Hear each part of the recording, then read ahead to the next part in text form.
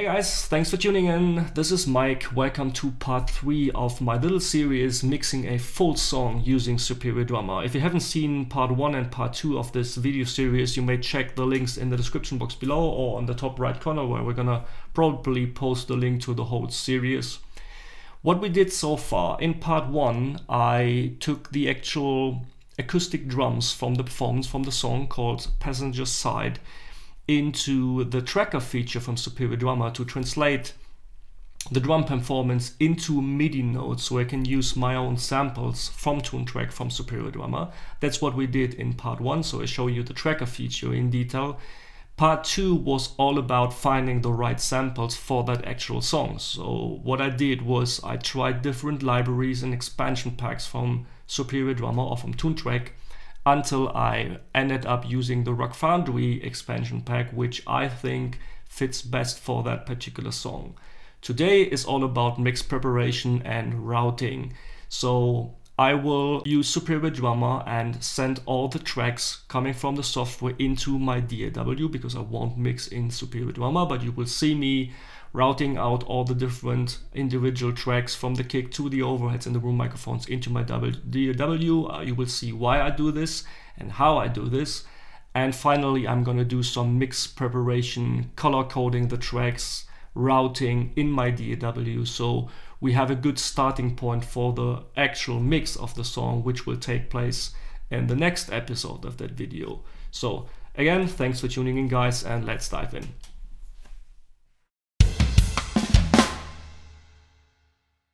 So this is where we ended last time.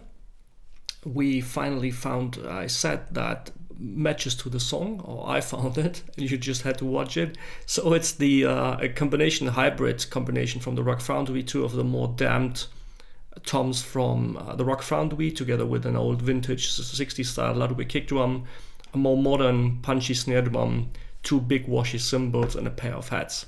So just as a little recap, again, as always in my video, in case you missed the first one, here's a sneak preview of the first 20 seconds of the song. The original drums already muted, just Superior Drummer together with the yet unmixed performance from the vocals, the guitars, and the Hammond orgel.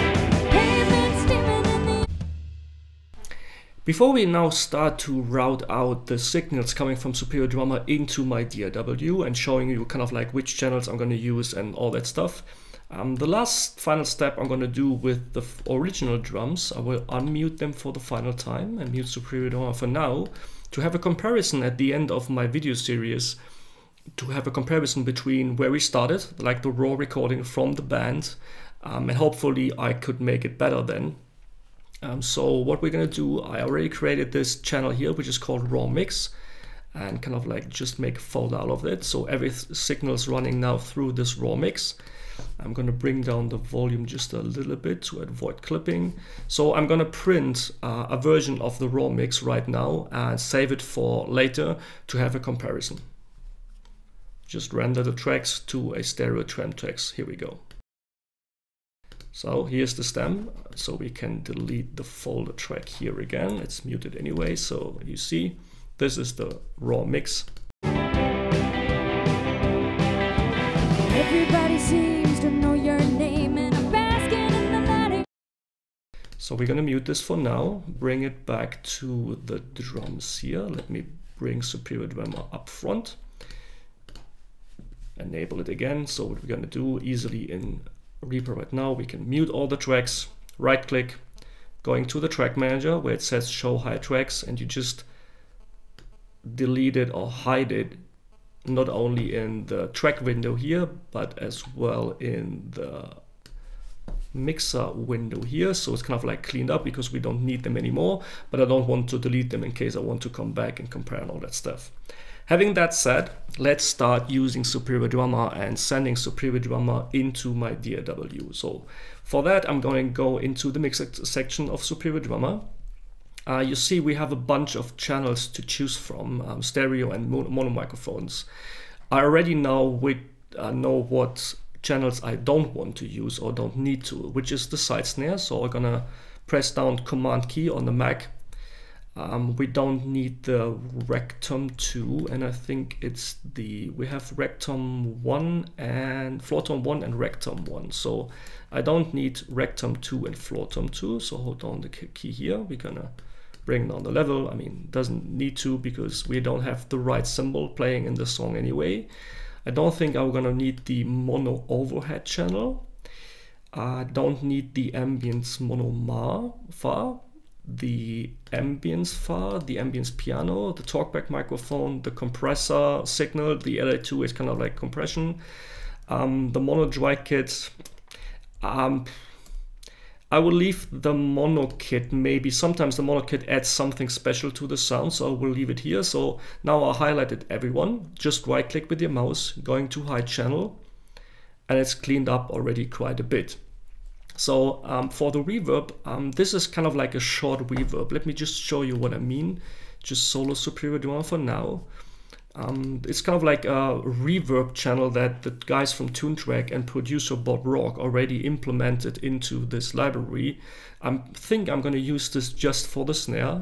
So I have a snare reverb. I think this is quite a short reverb. So let me just solo here the snare in the top right corner. This is the cool thing about software like that. You can just use the instruments you want to use in a particular pair of room microphones. So let's have a listen how the snare sounds here.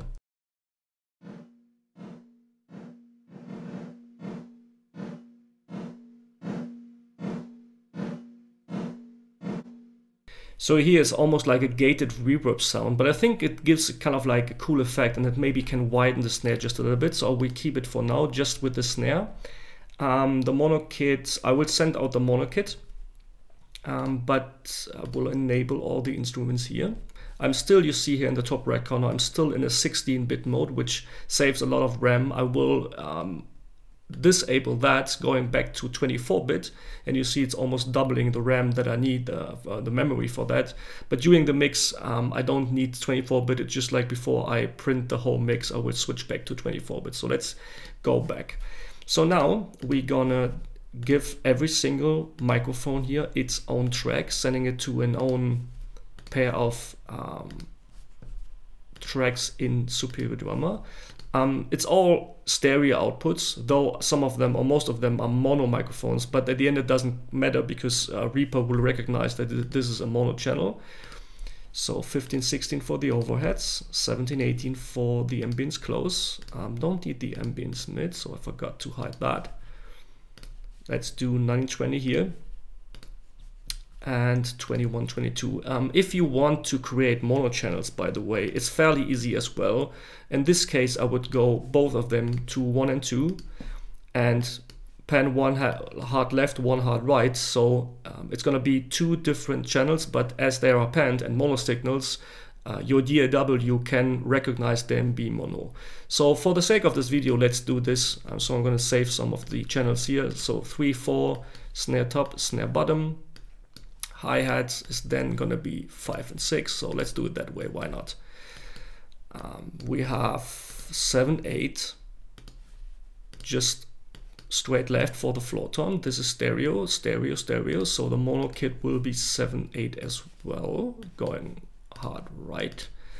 And those three are stereo channels, so 9 and 10, 11, 12, 13, 14. And volume wise, I already did some volume adjustments when I tried to find the right set, but as I do all the volume adjustments in my DAW during the mix, what I'm going to do now is bring everything down to 0 and like sending a decent amount of volume. Let's start with, let's say, -8, -9.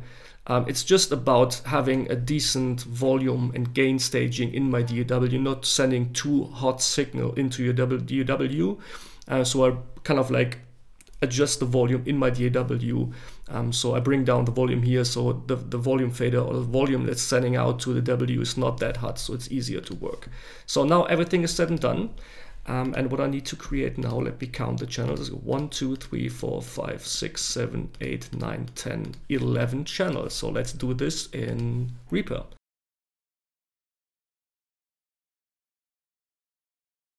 So this is going to be kick in, kick, sub, so on and so forth.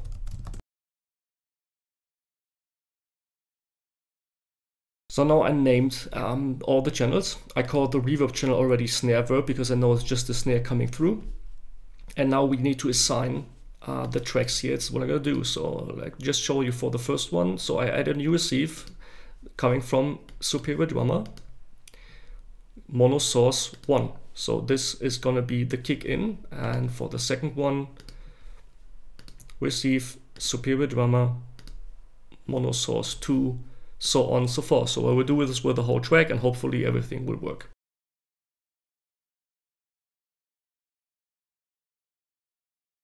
So now I'm done. Everything is routed out. So let's do a quick check here. What we can do. Solo drums.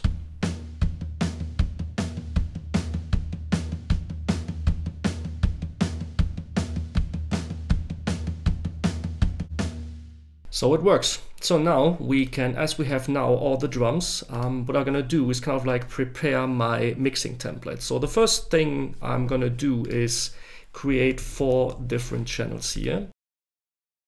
And I will bring them up. This is kind of like part of my mixing template.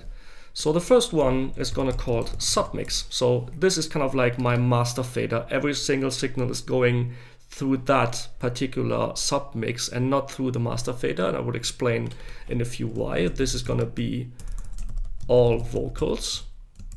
Oops. Vocals. So this is going to be all music, which is everything but the vocals and the drums, and this is going to be all drums. For the drums, of course, I'm going to use a drum bus. So we're going to do this now on the fly, kind of like, and explain why I do this. So usually I route everything into certain buses, and from the buses it goes into kind of like this final stage where everything is combined. So not only the drums that you see here, maybe some additional processing that I do with parallel processing, reverb, all that stuff. So at the end of the day, those 4 channels are the 1 or 4 faders tracks that I'm gonna use for the final mix and the final processing, kind of like. So the drums, then we have, let's say here, a vocal bus, which is kind of like all vocals going in, and we have a, we're going to combine those 2 background vocal harmonies. The bass is the bass, so maybe I'm gonna double that bass for some distortion. Don't know why, so let's call it bass bus. Then we have 2 electric guitars. They are doubled basically, so I don't think I will need a so let's call it electrical 1 bus, and this one is called electric guitar 2. So of course bus, and now it's the routing. So all the vocals, so the vocal bus is going to the vocals. It's post fader and not to the master send anymore. Same for the background vocal bus. The bass is going to all music.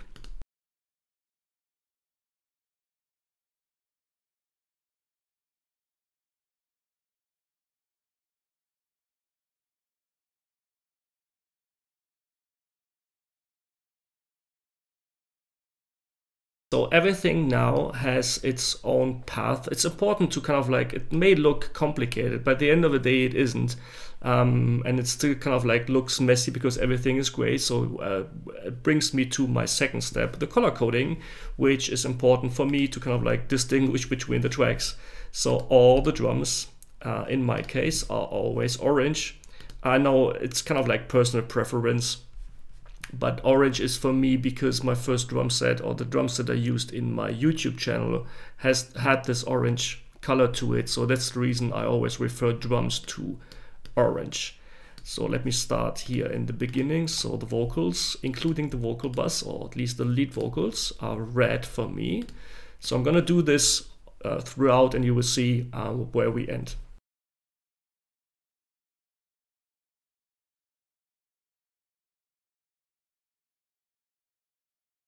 So it starts to look like a mix, isn't it?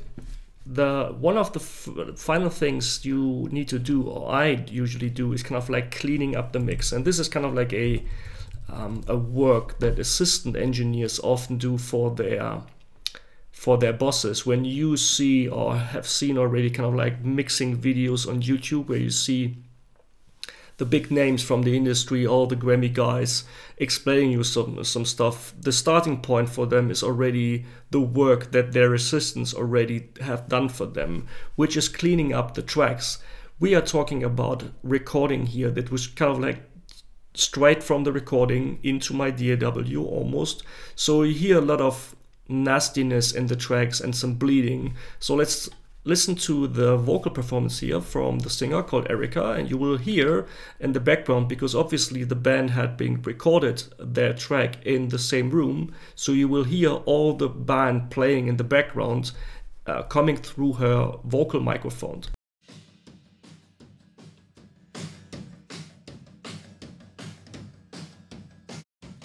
Passenger side, my usual pose.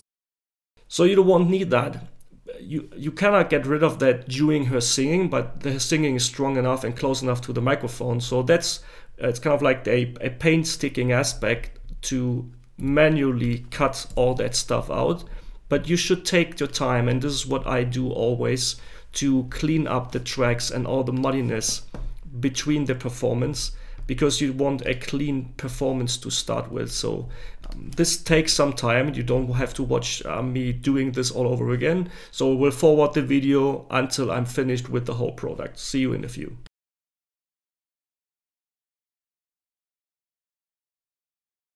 A typical issue is usually the electric guitar as well. So you make sure that you listen closely to the guitars. Usually a lot of noise from the amps are coming through the signal even before the signal kicks in. So just like here, listen to this guitar.